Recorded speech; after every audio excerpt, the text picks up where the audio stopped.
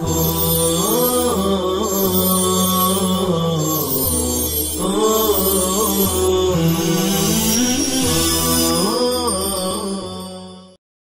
اللہ الرحمن الرحیم الحمد للہ رب العالمین الحمد للہ حمدا کثیرا طیبا مبارکا فیہ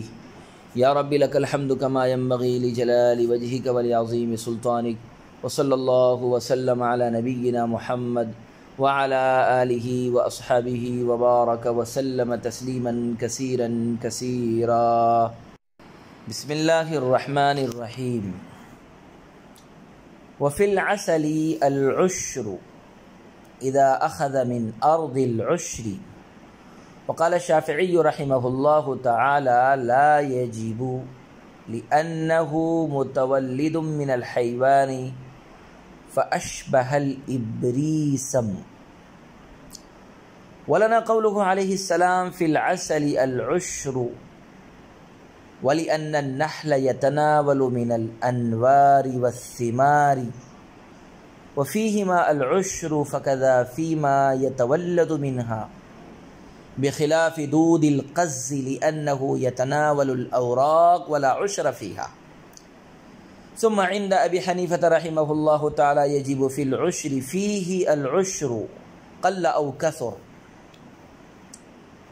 لأنه لا يعتبر النصاب، وعن أبي يوسف رحمه الله تعالى أنه يعتبر فيه قيمة 5 أوساق كما هو أصله، وعنه أنه لا شيء فيه حتى يبلغ 10 قرب، لحديث بني شبابة أنهم كانوا يؤدون إلى رسول الله صلى الله عليه وسلم كذلك، وعنه 5 أمناء، وعن محمد رحمه الله تعالى 5 أفراق كل فرق 36 رتلا، لأنه أقصى ما يقدر به، وكذا في قصب السكر، وما يوجد في الجبال من العسل والثمار ففيه العشر۔ وعن أبي يوسف رحمه الله تعالى أنه لا يجب لانعدام السبب وهي الأرض النامية، وجه الظاهر أن المقصود حاصل وهو الخارج۔ اور شہد میں عشر واجب ہے بشرطے کہ وہ عشری زمین سے لیا گیا ہو۔ امام شافعی رحمۃ اللہ علیہ فرماتے ہیں کہ اس میں عشر واجب نہیں ہے، کیونکہ شہد حیوان سے پیدا ہوتا ہے،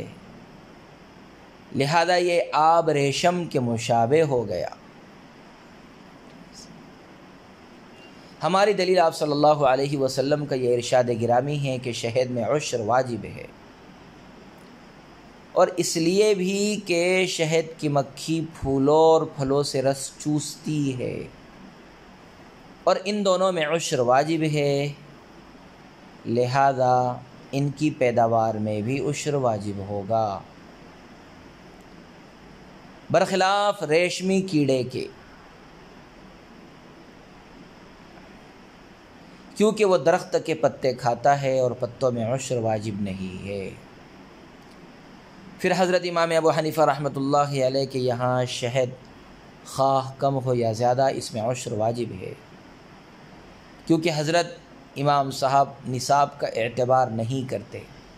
اور حضرت امام ابو یوسف سے منقول ہے کہ وہ شہد میں بھی 5 وسق ہونے کا اعتبار کرتے ہیں، جیسا کہ یہی ان کی اصل ہے۔ حضرت امام ابو یوسف سے ایک دوسری روایت یہ ہے کہ شہد میں عشر واجب نہیں ہے، حتیٰ کہ وہ 10 مشکیزے تک پہنچ جائے، بنو شبابہ کی حدیث کی وجہ سے کہ وہ لوگ اسی مقدار پر آپ صلی اللہ علیہ وسلم کو عشر دیتے تھے، اور انہی سے ایک تیسری روایت یہ مروی ہے کہ 5 من شہد میں عشر واجب ہے، اور امام محمد سے 5 افراق کی تعداد مروی ہے، اور ہر فرق 36 رطل کا ہوتا ہے، کیونکہ شہد کا اندازہ کرنے میں فرق ہی سب سے اعلیٰ معیار ہے، اور یہی حکم گنے کا بھی ہے، اور وہ شہد اور پھول جو پہاڑوں میں پائے جائیں ان میں بھی عشر واجب ہے۔ امام ابو یوسف سے مروی ہے کہ ان میں عشر نہیں ہے، کیونکہ سبب یعنی زمین کا نامی ہونا مفقود ہے، اور ظاہر الروایہ کی دلیل یہ ہے کہ مقصود حاصل ہے اور وہ پیداوار ہے۔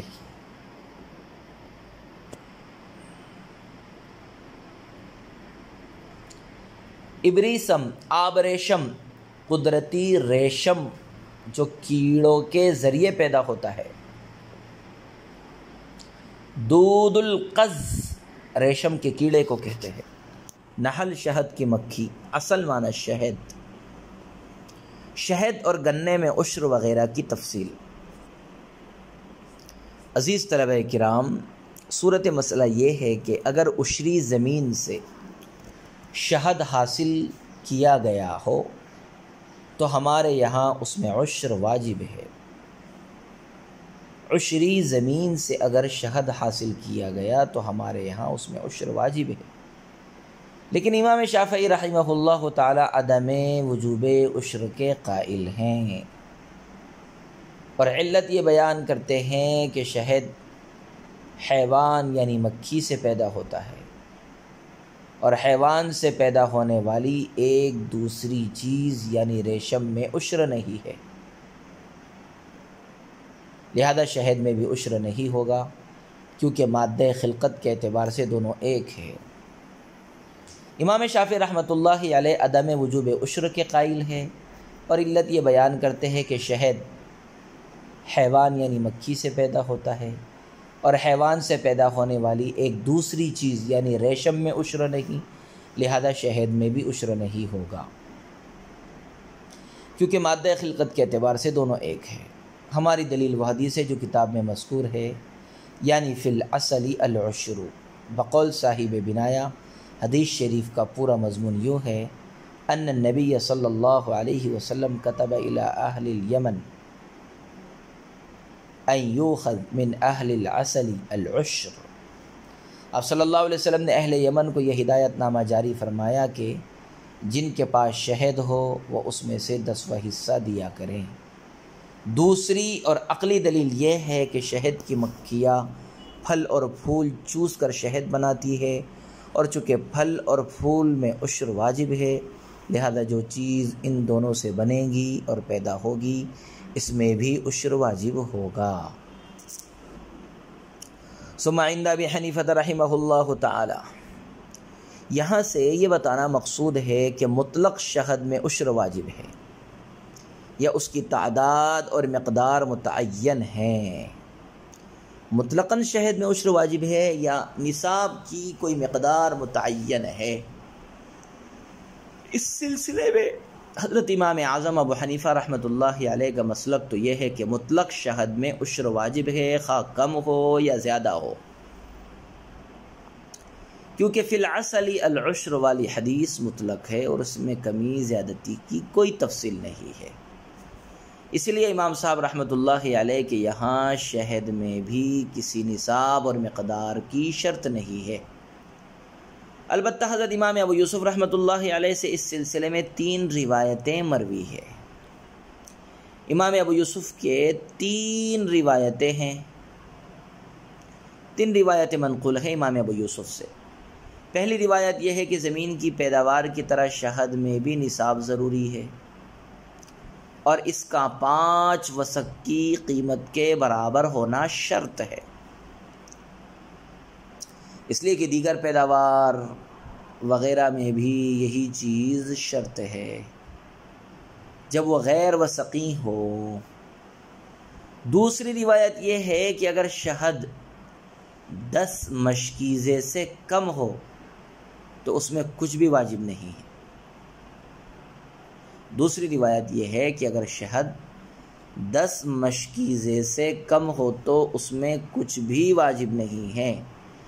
کیونکہ شہر طائف میں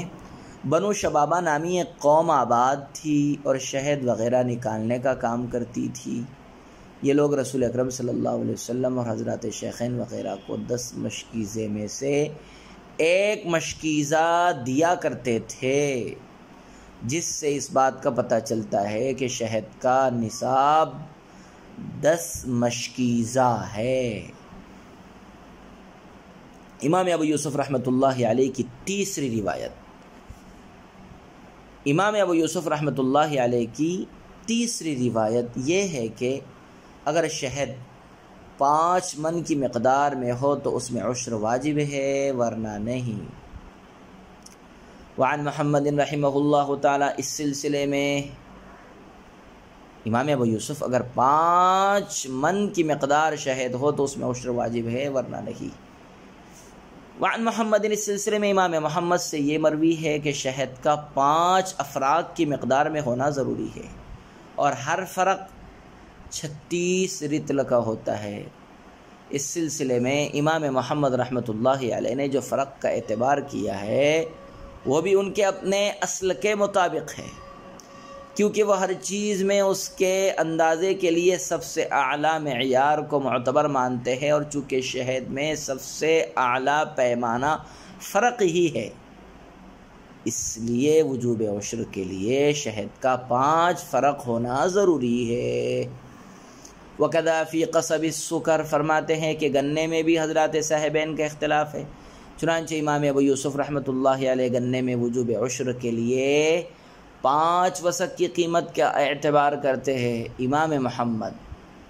اور امام محمد رحمۃ اللہ علیہ حضرات صاحبین گنے میں بھی حضرات صاحبین کا اختلاف ہے، چنانچہ امام ابو یوسف گنے میں وجوب عشر کے لیے 5 وسق کی قیمت کا اعتبار کرتے ہیں اور امام محمد 5 من کا اعتبار کرتے ہیں۔ وما یوجد فی الجبال،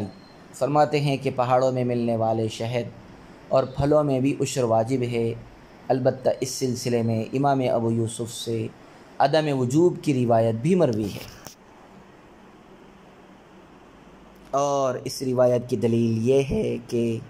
ان چیزوں میں وجوب عشر کا سبب زمین کا نامی ہونا ہے اور پہاڑوں میں یہ صفت معدوم ہے، اس لیے پہاڑوں کی پیداوار میں عشر نہیں ہوگا۔ ظاہر الروایہ کی دلیل یہ ہے کہ جب زمین کے نامی نہ ہونے کے بعد بھی اصل اور مقصود حاصل ہے، زمین کے نامی نہ ہونے کے بعد بھی اصل اور مقصود حاصل ہے، یعنی پیداوار موجود ہے، تو اس میں عشر بھی واجب ہوگا۔ قال وكل شيء اخرجته الارض مما فيه العشر لا يحتسب فيه اجر العمال ونفقة البقر لان النبي صلى الله عليه وسلم حكم بتفاوت الواجب لتفاوت المؤنة فلا معنى لرفعها۔